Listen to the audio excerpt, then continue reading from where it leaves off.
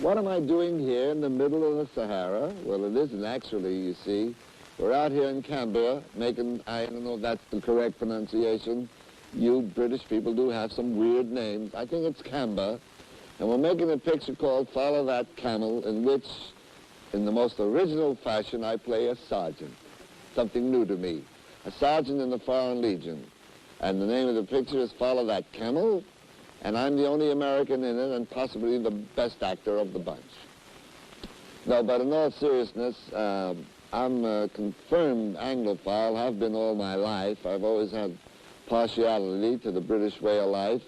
And you can imagine my delight when I found the Bilko series was so popular here. And when asked to do the picture, unlike in America, whenever the Hollywood studios would call and the part was a sergeant, I would turn it down because it was too much like the Bilko series. But in this picture, since it takes place and I'm a Legionnaire, it gave me a chance to come to Britain and enjoy. However, this isn't too enjoyable. We're really way out on the sands. The wind does blow and it gets in your eye. But I think the picture is in the tradition of the Carry On series.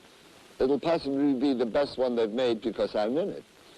Wonderful people in it who I'm meeting for the first time, but they're splendid actors. Jim Dale, Kenny Williams, and a lot of other actors that I've admired for years in the British films, but I haven't ever learned to meet them. The funny incidents of the picture, to me, is when they do lapse into completely British expressions, which are new to me, you know. How is it being a five? I've forgotten it already or something. When is a husband not at home? I don't know what that means, but I trust them. And I say it, and they assure me in the picture it'll be a laugh. Well, I'll tell you something. It better be a laugh, because I'm getting a jolly good amount of money to make this picture, half of which I'm sure the British government will confiscate as I try to leave the country in disguise. But I'm having the time of my life.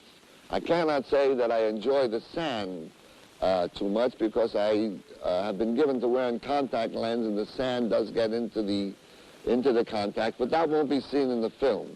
What you will see in the film will be a lot of fun. As a matter of fact, it better be a lot of fun because it's an expensive picture.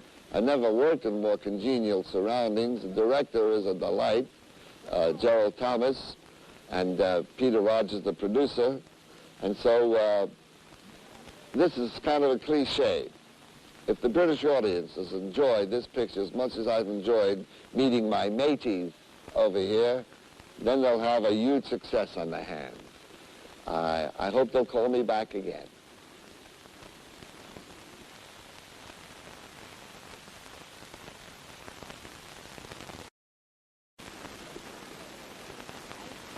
Well, this is the only way to spend your vacation, I guess. The Foreign Legion uniform, with this for protection, but in actuality it's all part of a picture called Follow That Camel, which I am perhaps the best thing in. But it's my first picture ever made on British soil. In fact, my first employment. As a matter of fact, it's the first money I've ever made in Britain, and whereas I have visited here many times, being a visitor and making money is nicer than being a visitor without money, most of which I'm sure they'll take away from me before I leave.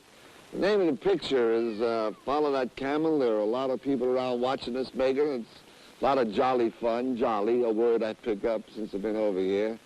But it's a lot different than my first visit to Britain. It was after the Bilko series had become so popular. I got off the plane at the airport here and saw thousands of people and assumed some very well-known personage was on the plane. It was me they came to see, and I couldn't be more thrilled. I had no idea the Bilko series had received that much acclaim in England, and nothing could please me more because I'm confirmed Anglophile. As a matter of fact, it wasn't a week or so that I was here that I insisted on seeing a cricket match because I'm a great sports fan in America, and I know nothing about cricket at that time.